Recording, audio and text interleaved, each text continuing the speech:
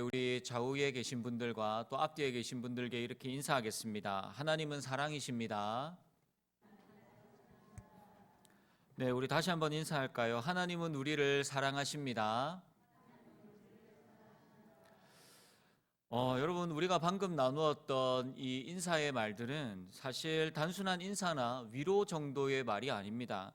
또 상대방에게 기분 좋으라고 건네는 말도 아니며 하나님이 너 사랑할걸? 그러니 긍정적으로 한번 잘 생각하면서 살아봐, 잘 믿어봐 라고 하는 그런 의미도 아닙니다. 여러분, 우리가 방금 건넸던 이 말들은 우리 모두가 그리스도인이 될 수 있었던 힘이며 그리고 또 능력이며 소망이며 은혜입니다. 독일의 신학자 필리프 슈페너라고 하는 사람은 이 로마서 8장에 대하여서 다음과 같이 이야기했습니다. 만약 성경을 반지에 비유한다면 로마서는 보석이고 그리고 8장은 그 보석에서 가장 빛나는 중심부의 정점이다 라고 그렇게 이야기를 했습니다. 로마서 8장에서 바울은 예수 그리스도를 믿어 의롭다함을 칭함을 받는 성도가 그리스도를 닮아가는 성화의 삶을 살아가고 또한 마침내 도달해가는 이 영화로움에 대하여서 이야기합니다.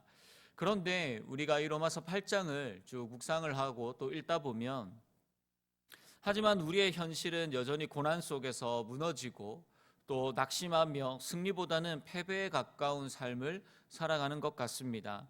특히 신앙의 길을 걸어가는 중에 세상 사람들도 잘 겪지 않을 그러한 시련과 고난을 겪기도 합니다. 하나님께 불평과 불만을 토로하거나 낙심하고 떠나는 모습을 또 주위에서 한 번씩 보기도 합니다. 하나님 왜 하필 저입니까? 왜 하나님 저한테 이러한 고통과 고난을 주십니까? 저를 사랑하는 거 맞으십니까? 왜 저를 이렇게 고통과 고난 가운데 버려두시고 저를 왜 바라보지 않으십니까? 이렇게 이해되어지지 아니하고 견딜 수 없는 고난 가운데 우리는 구원의 확신을 우리에게 주시는 하나님의 그 구원을 확신할 수 있습니까? 만약에 그러시다면 그 확신할 수 있다면 그 근거는 여러분들 어디에 있습니까? 오늘 본문 31절 말씀입니다. 그런즉 이 일에 대하여 우리가 무슨 말을 하리요? 만일 하나님이 우리를 위하시면 누가 우리를 대적하리요? 여기에서 보시면 이 일에 대하여라고 시작합니다. 이 일에 대하여라고 하는 여기에는 하나님이 우리를 구원하시고 또 하나님께서 우리를 위하신다라는 뜻을 가지고 있습니다. 그리고 하나님께서 우리를 구원하시고 위하신다라고 하는 이 확언적 선언을 하고 있는 것입니다. 하나님이 우리를 구원하시는 일에 대하여 그 누가 감히 말을 할 수가 있나? 하나님이 우리를 위하시면 우리를 대적할 자는 이 세상에 아무도 없다라는 것을 바울은 지금 이 말씀을 통하여서 선언하고 있는 것입니다. 그리고 이렇게 선언할 수 있는 가장 확실하고 또한 중대한 확증은 32절 말씀입니다. 자기 아들을 아끼지 아니하시고 우리 모든 사람을 위하여 내주시니가 어찌 그 아들과 함께 모든 것을 우리에게 주시지 아니하겠느냐. 우리를 위하여 자기의 아들을 이 땅에 보내어 주셔서 그 아들의 생명과 그리고 그 죄인인 우리의 생명을 바꾸어 주신 이 하나님의 놀라운 사랑을 받은 자의 구원은 너무나도 확실하다라고 그렇게 선포하고 있습니다. 왜냐하면 우리는 그리스도의 생명 안에 그리스도의 보혈 안에 우리의 모든 것들이 사랑의 끈에 의하여서 확고히 묶여있는 자이기 때문입니다. 그리고 하나님은 여기에서 그치지 아니하시고 이 사실을 온 우주에 선포하셨습니다. 로마서 8장 2절 말씀입니다. 우리 8장 2절 말씀 함께 읽겠습니다. 이는 그리스도 예수 안에 있는 생명의 성령의 법이 죄와 사망의 법에서 너를 해방하였습니다. 아멘. 하나님의 이 판결은 신자들의 구원을 확실하게 보장해 주시는 근거로 사용하십니다. 그런데 왜 여전히 우리는 끊어지지 아니하는 구원의 사랑을 받아서 하나님의 자녀된 우리의 인생은 왜 계속해서 왜 여전히 고난과 고통의 시간을 보내고 있습니까? 바울은 오늘 본문을 통하여서 환난이나 공고나 박해나 기근이나 적신이나 위험이나 칼로 하나님의 그 어떠한 것도 하나님의 사랑을 끊어낼 수 없다라고 이야기를 합니다. 그런데 여러분 이 고백을 다시 생각해 보면 그리스도인들에게도 우리의 삶 가운데서도 이러한 고난과 위험과 사고가 늘 있다라는 것, 늘 오고 있다라는 것을 이야기하는 이 뜻이기도 합니다. 인생의 위기와 고난은 그리스도인이든 아니면 비그리스도인이든 모든 사람에게 동일하게 일어납니다. 성경에서도 주님께 고침을 받은 자들도 있지만 그렇지 않은 자들도 있습니다. 하나님은 죽은 나사로를 살려주셨지만 그렇다고 해서 모든 죽은 자들을 나사로처럼 살려주시지는 않으셨습니다. 오히려 스데반 집사와 같은 경우에는 복음을 전하다가 비참하게 돌에 맞아서 죽었던 그러한 사건도 있습니다. 성경은 우리에게 고난을 피하게 해주겠다, 그 모든 고난과 아픔을 해결해 주겠다라고 우리에게 약속하지 않습니다. 만약 그렇다면 단순히 사고나 아니면 우리가 처한 고난을 막거나 중질환에 걸리지 않기 위하여서 우리가 이 땅 가운데 살아가는데 평화와 풍요의 삶을 위하여서 우리가 하나님께서 이 모든 것들을 우리에게 그렇게 해주시겠다라고 하셨다면 우리는 모두 그리스도인들이 되었을 것입니다. 이러한 동기로 우리는 종교인은 될 수 있지만 하나님께서 기뻐하시고 하나님께서 원하시는 성경에서 말씀하시는 그리스도인은 될 수 없습니다. 대신 하나님께서는 우리가 삶에서 겪고 있는 그 모든 고난의 속에서 하나님은 우리와 영원토록 함께 하시겠다라고 우리에게 약속하십니다. 또한 그 모든 고난 가운데서도 그 어떠한 것들도 우리를 향한 그분의 사랑을 흔들 수 없을 것이라고 우리에게 선포하시며 말씀하고 계십니다. 그러므로 하나님 아버지의 사랑을 확신할 수 있는 이유는 우리가 무엇인가를 경험하고 무엇인가를 체험하는 것이 아니라 우리 안에 계신 그 그리스도의 사랑으로 우리에게 확신하게 하십니다. 고난과 고통 가운데 하나님이 우리에게 원하시는 것이 여러분 어떠한 것이겠습니까? 하나님께서 우리에게 고난과 고통을 주시면서 야, 니네 한번 이것 때문에 실컷 고생해봐. 아니면 구원받을 자격이 있는지 없는지 내가 이 고난을 통하여서 한번 확인해 봐야 되겠어. 야, 내가 구원을 줬는데, 내가 너를 자녀 삼아 줬는데 너는 왜 이 고난과 이 시간들을 통하여서 너는 왜 이것밖에 못해? 너 이제 탈락이야 라고 그렇게 말씀하시기 위하여서 여러분 고작 이렇게 하시려고 우리를 구원하시고 하나님의 자녀로 우리를 삼아 주셨습니까? 고작 이것 때문에 예수 그리스도를 이 땅에 보내어 주셔서 그분의 생명을 통하여서 우리를 구원해 주셨습니까? 여러분, 우리는 하나님의 목적과 하나님의 의도를 전혀 알지 못하고 살아가고 있습니다. 우리의 생각은 사망의 음침한 골짜기로 우리가 걸어가지 않는 것이, 걷게 하지 아니하시는 것이 하나님의 뜻이라고 생각하지만 하나님의 뜻은 그곳에서도 그 사망의 음침한 골짜기를 우리가 걸어간다고 할지라도 그곳에서 나와 함께 하시고 나의 삶을 보호하시고 나를 선하게 인도하시는 그 하나님을 의지하고 보게 하시는 것이 하나님의 뜻입니다. 성령의 말할 수 없는 탄식은 우리가 처한 고난으로 하나님을 보게 하고 하나님으로 인내하게 합니다.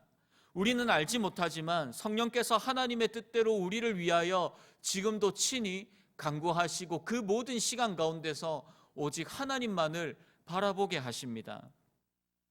고난과 역경에 처한 우리를 향한 성령의 말할 수 없는 탄식과 또한 하나님의 구원과 사랑이 이 모든 것들이 합력하여 우리의 삶 가운데, 우리의 삶의 여정 가운데 하나님의 선하심을 하나님께서 지금도 예수 그리스도를 통하여 그 사랑을 통하여 우리의 삶 가운데서 이루어 나가고 계십니다. 어두운 삶의 터널을 지나는 것 같은 이 고난 가운데서도 하나님은 성령 하나님을 통하여 우리를 비추는 태양과도 같은 하나님을 볼 수 있고 또한 기도할 수 있도록 우리의 삶을 지금도 여전히 붙들고 계십니다. 고통 가운데 부르짖지만 결국 모든 일들 속에 함께 하시는 하나님의 사랑이 나를 감싸고 있음을 우리는 알고 그 가운데서 확신할 수 있는 것입니다. 그러므로 사랑은 분리가 아니라 사랑은 모든 것을 덮어주시는 하나님의 은혜입니다. 내가 생각하는 완전한 계획과 하나님의 완전한 계획이 다른 것처럼 하나님의 사랑의 방법과 또한 내가 원하는 하나님에게 받고 싶은 그 사랑의 방법은 완전히 다릅니다. 하나님의 사랑의 방식은 우리가 원하는 것처럼 우리의 삶 가운데서 일어나는 수많은 문제들과 고통의 문제들을 척척 그냥 잘 해결해 주시는 그러한 것이 아닙니다. 자녀인 우리와 영원토록 동행하기를 원하시며 우리를 지키시기를 원하시며 보호하시기를 원하시며 그리고 이 모든 시간들을 통하여서 우리와 더 깊은 믿음의 교제와 그 관계를 누리기를 원하신다는 것이죠. 저희 아들이 어렸을 때 막 뛰기 시작하였을 때 제가 밖에 데리고 나가서 이 아이를 데리고 나가면 남자아이라서 그런지 항상 어디에 올라가는 것을 좋아했습니다. 그래서 지금도 계단 2칸 정도는 맨날 뛰어다닙니다. 여러분, 그런데 어느 날 이 아이가 조금 높은 화단에 올라갔습니다. 그래서 저는 이제 밑에서 아이의 손을 이렇게 잡고 이 화단을 걸어가는 것을 이제 손을 꼭 붙들고 넘어지거나 떨어지지 않도록 함께 길을 걷고 있는데 점점 이 화단이 높이 올라가는 것입니다. 그래서 이 아이를 이제 우리 아이를 내려야 되는 그 상황에서 제가 우리 아이의 손을 잡고 아빠가 받아줄 테니까 아빠한테 뛰어내려라고 이야기를 했습니다. 그런데 우리 아들이 뛰어내리지 않았습니다. 그 눈빛에는 2살인가 3살쯤 됐는데 아빠가 받아줄까라고 하는 전혀 믿지 못하는 그 눈빛으로 저에게 바라보면서 주저주저 하고 있는 것입니다. 그래서 제가 그러한 상황 가운데서 몇 번 아이를 들어서 안아주었습니다. 그런데 그렇게 아이가 높은 곳에서 아빠가 손을 뻗으면 받아주는구나. 그래서 한번 뛰어내렸더니 뛰어내리니까 아빠가 잘 받아주는구나 라는 것을 경험하게 되니까 그 이후에는 일부러 뛰어내릴 테니 받아달라고 그렇게 높은 곳에 올라가기도 합니다. 여러분, 그런데 우리도 마찬가지입니다. 오늘 35절 말씀을 보시면 누가 우리를 그리스도의 사랑에서 끊으리요? 환난이나 공고나 박해나 기근이나 적신이나 위험이나 칼이랴. 절대적인 하나님의 사랑, 그 어떠한 세상의 위협과 고난도 그리스도의 사랑을 끊을 수 없는 것은 여러분 당연한 것입니다. 그런데 여러분, 우리는 이 사실을 알지 못하고 자꾸만 의심합니다. 내가 뛰어내리면 받아줄까? 내가 뛰어내리면 다치지 않을까? 아빠가 피하지 않을까? 우리는 끊임없이 하나님에 대하여서 의심하면서 살아갑니다. 왜 나에게, 왜 그렇게 도대체 이렇게 하시는 것이지? 라고 의심하면서 하나님께서 우리를 사랑으로 인도하고 계심을, 보호하고 계심을, 지키고 계심을, 나의 손을 붙들고 계심을 망각해버립니다. 하나님은 환난이나 공고나 박해나 기근이나 오히려 이 모든 것이 어떠한 식으로든 하나님을 사랑하는 자에게 유익이 되도록 바꾸어 주십니다. 절망적인 상황에도 결국 하나님 앞에서는 선을 이루는 항목에 포함되어질 수 있도록 그 모든 고난을 하나님께서 우리 가운데 바꾸어 주시는 하나님의 은혜가 우리를 뒤덮고 있습니다. 그러므로 하나님의 사람에게 그 사람의 삶에 고난은 있을지언정 절망은 없습니다. 오히려 고난은 우리의 관점을 다시 하나님께로 돌리는 거대한 전환이 되어집니다. 하나님은 이 모든 시간을 통하여서 아버지가 어떠한 사람이고 어떻게 사랑하는지를 알기를 원하십니다. 그래서 실패와 고난과 환난의 장소는 하나님께 버려진 곳이 아니라 오히려 하나님으로 채워지는 은혜의 장소입니다. 우리는 비로소 그곳에서 하나님의 품으로 뛰어내리는 하나님의 손과 하나님을 의지하는 방법을 배우면서 알아가게 됩니다. 놀라운 하나님의 사랑을 경험하며 하나님과 믿음의 교제를 깊이 나누는 자들의 삶은 비로소 그제서야 변화되어지게 됩니다. 고린도후서 12장 10절 말씀을 보시면 이렇게 말씀하고 있습니다. 그러므로 내가 그리스도를 위하여 약한 것들과 능력과 궁핍과 박해와 공고를 기뻐하노니 이는 내가 약한 그때의 강함이라. 나의 고난과 나의 약함과 나의 고통 가운데 있을 때, 그래서 내가 무엇인가를 할 수 없고 아무것도 할 수 없을 그때에 우리가 하나님께 부르짖어 기도하며 하나님을 의지하고 하나님께 기대려고 할 때에 그때가 우리에게 있어서 가장 강한 때임을 확신하시기 바랍니다. 37절 말씀입니다. 우리 37절 말씀 함께 읽겠습니다. 그러나 이 모든 일에 우리를 사랑하시는 이로 말미암아 우리가 넉넉히 이기느니라. 아멘. 여러분, 이 하나님의 사랑을 근거로 받은 이 확고한 승리에 대하여 우리의 지분은 전혀 없습니다. 우리의 스스로의 힘과 능력으로 승리하는 것이 아니라 아무런 소망과 아무런 자격이 없는 나를 위하여서 낙심과 좌절과 그리고 절망으로 하나님의 사랑이 의심이 되어지는 그때가 되어진다고 할지라도 하나님은 여전히 우리를 향하여 나의 사랑, 나의 어여쁜 자야, 일어나서 나와 함께 그 길을 걸어가자 라고 우리의 손을 붙드시는 그 하나님의 사랑의 손을, 그 능력의 손을 다시 힘있게 붙드시기를 바랍니다. 하나님을 사랑하지 마, 하나님을 믿지 마, 이거를 사랑이라고 이야기를 해. 그렇게 하다가 구원받지 못해 라고 하는 이 사탄과 세상의 소리에 여러분 절대로 속지 마시기를 바랍니다. 우리 안에 거하시는 예수님으로 인하여 우리는 어떠한 핍박과 환난과 고난으로도, 심지어 우리가 이 땅 가운데서 예수 그리스도 때문에 손해를 보고 망한다고 할지라도 우리를 향한 하나님의 사랑은 절대로 훼손되어지지 않습니다. 예수로 죽고 예수로 살아가는 우리의 삶의 영원한 주인 되시며 또한 영원한 능력이시며 넉넉히 이기게 하시는 하나님의 사랑을 덮으시고 또한 그 사랑 가운데 승리를 확신하시는 사랑하는 저와 여러분들의 모든 신앙의 발걸음과 여정이 되어지기를 주님의 이름으로 소원합니다. 말씀을 정리하겠습니다. 여러분, 이 모든 사랑의 주체는 하나님이십니다. 나의 힘과 나의 능력으로, 나의 경험으로, 나의 노력으로 이루어지는 것이 아닙니다. 그래서 우리는 더 하나님의 사랑을 가볍게, 때로는 의심할 때가 있는 것 같습니다. 오늘 본문 38절과 39절 말씀을 보시면 내가 확신하노니 사망이나 생명이나 천사들이나 권세자들이나 현재일이나 장래일이나 능력이나 높음이나 깊음이나 다른 어떤 피조물이라도 우리를 우리 주 그리스도 예수 안에 있는 하나님의 사랑에서 끊을 수 없으리라. 아멘. 바울은 삶의 고난과 고통이라는 긴장 속에서 그리스도의 십자가의 사건을 통하여서 영원한 안정감을 고백하고 있습니다.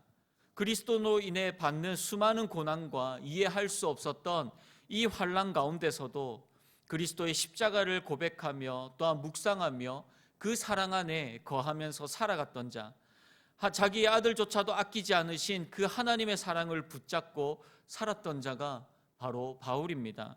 그리고 우리 또한 이 땅에서 바울과 같은 삶을 살아가고 있습니다.